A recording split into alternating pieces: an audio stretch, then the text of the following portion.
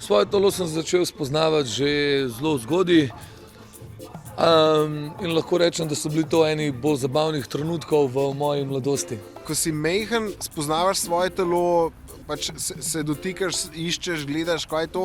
Nekje v osnovni šoli sem se rad zaklepal v kopalnico doma, ker sem hotel svojo zasebnost, ker sem hotel svoj prostor in sem enkrat izgubil ključ. Še vedno mi je neroden o tem govoriti v resnici.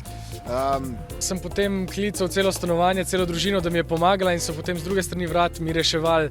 Trkanje na vrata, telefonski klic, karkoli med tem, ko to počneš, je neroden.